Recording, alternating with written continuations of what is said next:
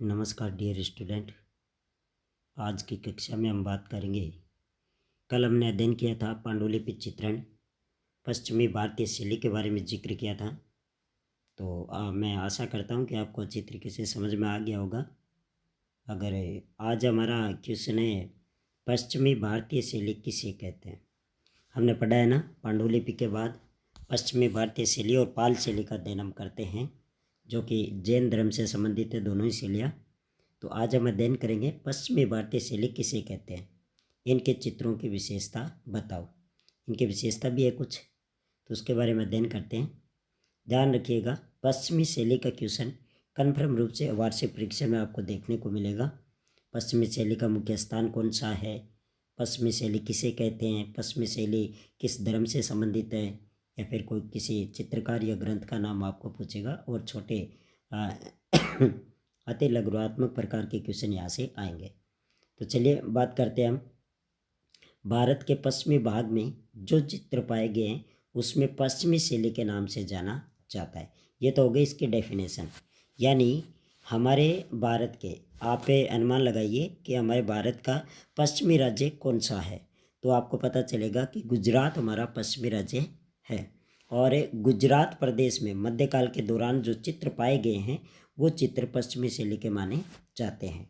ठीक है, तो आपको सीधी सी डेफिनेशन पूछ सकता है कि पश्चिमी भारतीय शैली किसे कहते हैं। तो आप कहेंगे भारत के पश्चिमी दिशा में या पश्चिमी राज्य में पाए गए चित्रों को ही पश्चिमी शैली कहा जाता है। इस बात को आप खास तौर से ध्यान रखें। ये पश्चिमी शैली की डेफिनेशन है और हर चित्र शैली की डेफिनेशन का हमें पता होना चाहिए। नॉर्मल क्वेश्चन एक डेफिनेशन का भी पूछा जा सकता है।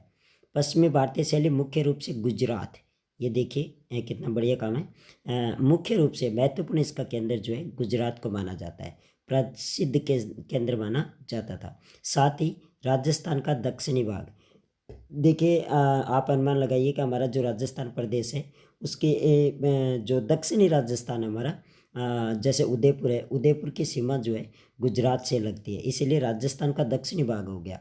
और हमारे राजस्थान प्रदेश के दक्षिणी हिस्से में कौन से ज़िले हैं, ये जो डूंगरपुर है, बांसवाड़ा है, प्रतापगढ़ है, या फिर ये जो हमारा उदयपुर है, ये दक्षिणी राज्य हमारे ज़िले कहलाते हैं। ठीक है ना।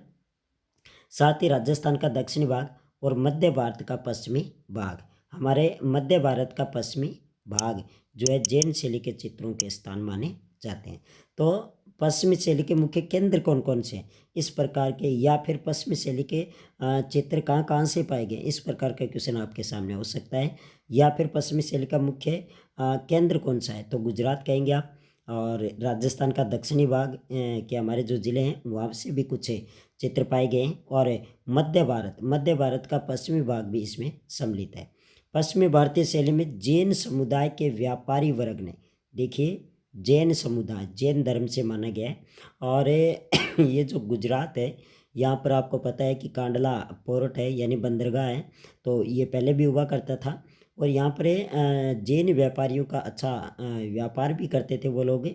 और जैन व्यापारियों ने जैन धर्म के विषयों को संरक्षित किया है, तो इन लोगों ने ये चित्र बनवाए थे। ये बड़ी अच्छी बात है, इसको आप ध्यान रखिएगा।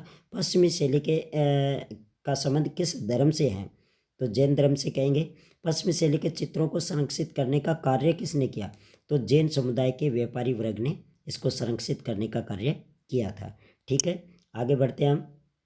जैन शैली परंपरा का सर्वाधिक लोकप्रिय चित्रित ग्रंथ कौन सा है, बहुत ही अच्छी बात है, कल्पसूत्र माना जाता है। कौन सा, कल्पसूत्र।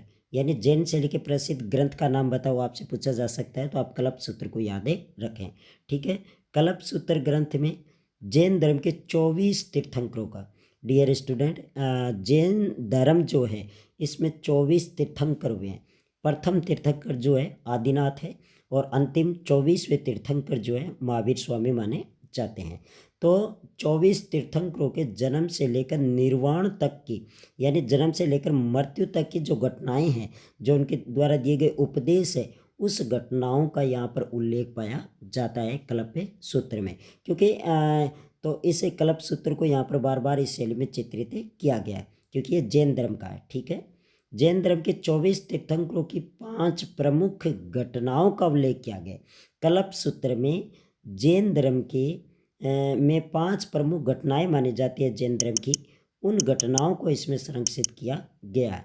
वो कौन सी 5 घटना है? जैसे गर्भदान, यानी महावीर स्वामी का जन्म होता है तो अपनी माता के गर्भ में जब गर्भदान होता है, फिर उसका जन्म होता है, फिर महावीर स्वामी अपने घर को त्याग देते हैं, है ना, फिर ज्ञान प्राप्ति होती है उनको, और फिर उपदेश भी वो देते हैं। तो ये 5 घटनाएं बड़ी महत्वपूर्ण आपको पूछी जा सकती है कि जैन धर्म में कौन सी 5 घटनाएं प्रसिद्ध मानी जाती है। तो इस प्रश्न को आप जरूर याद रखें।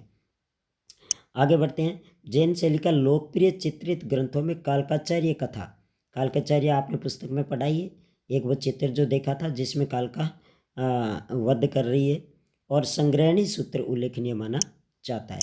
आपको ये भी पूछा जा सकता है कि जैन धर्म के प्रसिद्ध ग्रंथों के नाम बताओ, या जैन शैली के प्रसिद्ध ग्रंथों के नाम बताओ।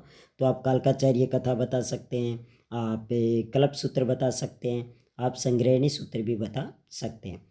कालकाचार्य कथा में आचार्य कालका की कहानी पाई जाती है। किसकी कहानी पाई जाती है? आचार्य कालका की, जो एक राक्षस का वध करती है। तो हमने पुस्तक में क्लास में इसका अध्ययन किया है। जैन शैली का एक महत्वपूर्ण ग्रंथ उत्तरायण सूत्र भी है, इसको भी आप याद रखें। उत्तरायण सूत्र, जिसमें महावीर की शिक्षाओं का वर्णन किया गया है। ये बड़ी मोस्ट बात है, ये क्वेश्चन बन सकता है कि महावीर, स्वामी महावीर की शिक्षाओं का वर्णन किस ग्रंथ में पाया जाता है। तो आप क्या कहेंगे? उत्तरायण सूत्र में। उत्तरायण सूत्र को आप जरूर याद कर लें, इस बात को आप जरूर ध्यान में रखें, ये प्रश्न पूछा जा सकता है। क्योंकि जैन धर्म के ग्रंथों के तो कई नाम आप याद करेंगे, है ना, तो कोई भी आप ग्रंथ लिख देंगे तो वो बात सही नहीं होगी। क्योंकि सिर्फ भगवान महावीर की शिक्षा जो है, बाल्यकाल में जिस प्रकार की उसे शिक्षा प्रदान की गई थी, उन शिक्षाओं का वर्णन यहाँ पर दिया गया है। या फिर महावीर स्वामी ने जो शिक्षाएं दी है लोगों को, उसका वर्णन इसमें किया गया है। ठीक है, आगे बढ़ते हैं। हमें संग्रहणी सूत्र जैन धर्म का प्रसिद्ध ग्रंथ है। कौन सा? संग्रहणी सूत्र। ये और आ गया नया ग्रंथ। संग्रहणी सूत्र जैन धर्म का प्रसिद्ध ग्रंथ है, जिसमें ब्रह्मांड संबंधी जानकारी पाई जाती है। ये बड़ी अच्छी बात है। यानी उत्तरायण सूत्र में तो भगवान महावीर की कथाओं का वर्णन है, शिक्षाओं का वर्णन है, लेकिन संग्रहणी सूत्र में क्या है? ब्रह्मांड की जानकारी, यानी पृथ्वी की जानकारी यहाँ पर पाई जाती है। ये भी अच्छी बात है। जैन शैली के चित्रों का निर्माण पोथी चित्रण के रूप में हुआ। किस रूप में हुआ? पोथी चित्रण, यानी लघु चित्र, ताड़पत्रीय ग्रंथ। जैन धर्म में तो ताड़पत्रीय ग्रंथ बनाए गए थे, तो इसीलिए इनका जो है एक पोथी चित्रण या ताड़ के पत्तों के रूप में, या ताड़पत्र पर इसका चित्रांकन हुआ है। इस बात को ध्यान रखें। पोथी चित्रण और ताड़पत्र दोनों ही सही माने जाते हैं। आगे देखते हैं। बनाए गए हैं। जैन शैली में चित्र ताड़ ग्रंथ और ताड़ के पत्तों पर बनाए गए, जिन्हें पटलीस कहा जाता था। यानी इन्हें ताड़पत्री, यानी ताड़ के जो सूखे पत्ते होते थे उस पर चित्र बनाए जाते थे।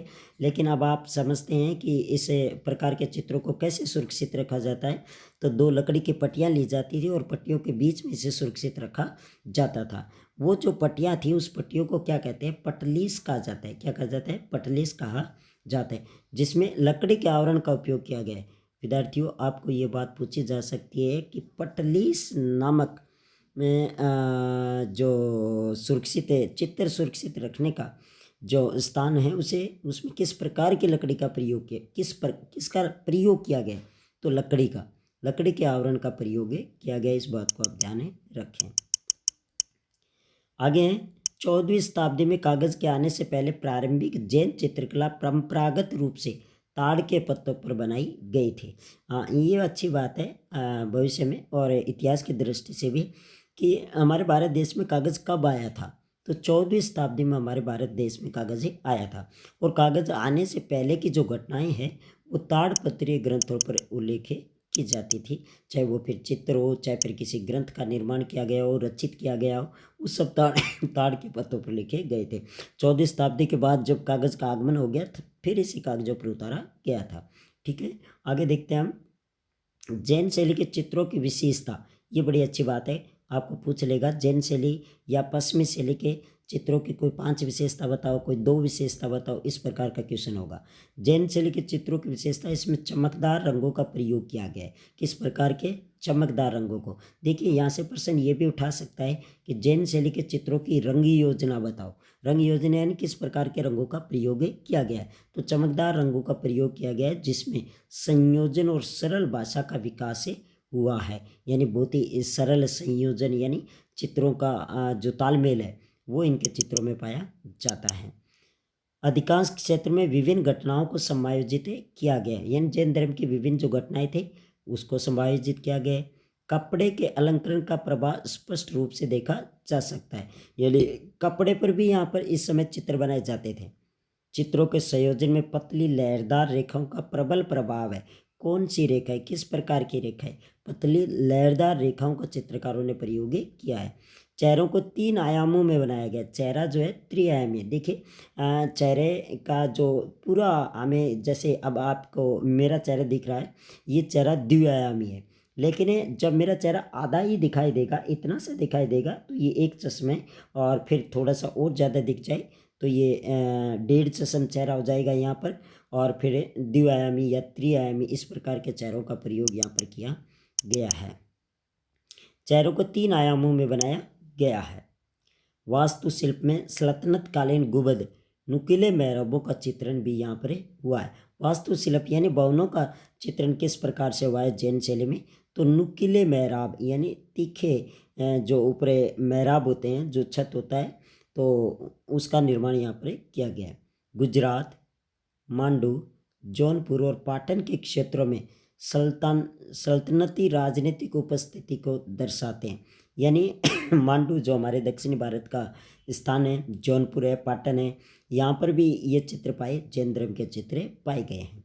जैन शैली का सबसे रचनात्मक काल, वेरी वेरी मोस्ट इंपॉर्टेंट बात है विद्यार्थियों, आपको पूछा जा सकता है, जैन शैली का सबसे रचनात्मक समय क्या माना जाता है? तो 1350 से 1450 के मध्य, यानी ये 100 वर्षों का समय जो है जैन शैली का एक रचनात्मक समय माना जाता है। अच्छे चित्र यहाँ पर बने थे। जैन शैली के चित्रों के संरक्षक व्यापारी वर्ग माना जाता है, यानी जैन धर्म के जो व्यापारी यहाँ पर आते थे, गुजरात में व्यापार करते थे, कांडला पोर्ट के माध्यम से भी होता था ये व्यापार, विदेशों से होता था उस समय, तो वो व्यापारी अच्छे खासे पैसे वाले होते हैं, ये बात आपको पता ही है। तो वही इनके संरक्षक थे, उन्हीं को अच्छा लगता था, पैसे देकर चित्रकारों से चित्र बनवाए जाते थे। महापुराण, चौर पंचाशिका, महाभारत, भागवत पुराण, गीत गोविंद आदि ग्रंथों का चित्रण जैन शैली में हुआ है। आपको पूछा जा सकता है जैन शैली के चित्रों की विषय वस्तु क्या है? तो मैंने पहले ही बताया, जो ये मध्यकालीन चित्र शैलियाँ हैं, इनमें महत्वपूर्ण विषय वस्तु जो है धर्म पर आधारित है, हमारे धार्मिक ग्रंथों को ही चित्रित किया गया है। जैन शैली में ये भी आपको पूछी जा सकती है, जैन शैली के चित्रों की विषय वस्तु बताओ जो स्वदेशी शैली का प्रतिनिधित्व करती है। भाई हमारे देश के भारत देश के जो ग्रंथ हैं उन पर चित्र बनाया जाएगा तो वो स्वदेशी शैली का ही पहचान है, हमें करवाएगा। ठीक है, तो आगे बढ़ते हैं। हमें जैन शैली को स्वदेश शैली भी कहा जाता है। जैन शैली को किस नाम से जाना जाता है? स्वदेशी शैली, भारतीय शैली कहा जाता है। इस पर किसी भी अन्य शैली का, बाहरी शैली ईरानी, फारसी, मुगल या राजस्थानी, इस प्रकार की किसी भी शैली का इस पर प्रभाव नहीं है, इसलिए शुद्ध भारतीय शैली या स्वदेशी शैली भी माना जाता है। जैन शैली के चित्रों में पारदर्शी वस्त्रों का प्रयोग किया गया, बड़ी अच्छी बात है, विशेषता पारदर्शी वस्त्र, जीने कपड़ों का प्रयोग किया गया। नायिका के सिर पर गुब्बारे की तरह से ओढ़नी का चित्रण हुआ है। ये मेरी मोस्ट इम्पोर्टेंट बात है, सीधी की सीधी ये लाइन दे देगा आपको और पूछेगा नायिका के सिर पर गुब्बारे की तरह से ओढ़नी का चित्रण किस चित्र शैली में हुआ है। By the way objective type question भी 5 सर्वप्रथम आने की संभावना है, तो उसमें दे सकता है आपको भी, जैन शैली में हुआ है, पाल शैली में हुआ है, राजस्थान शैली में, इस प्रकार की शैलियों का नाम भी दे सकता है। तो आप इस लाइन को जरूर याद कर लें, ये जैन शैली से संबंधित है। ठीक है विद्यार्थियों, आज हमने कौन सी पश्चिमी शैली की विशेषता का वर्णन किया है। पश्चिमी शैली किसे कहते हैं और कहाँ पर और किस प्रकार से ये विकसित हुई थी, बाय द वे डिटेल से मैंने आपको कक्षा में पढ़ाया है, लेकिन यहाँ पर हम इतनी ही बात करेंगे क्योंकि वीडियो ज़्यादा लंबा हो जाएगा और आप किस प्रकार के मेहनतकश विद्यार्थी हो ये मुझे पता है। तो आप इस वीडियो को बार बार वाचिंग करके देख लें और फिर आपको ये नोट्स जो है वो भी उपलब्ध करवा दिए जाएंगे। ठीक है, तो आज की कक्षा को हम यहीं समाप्त करते हैं।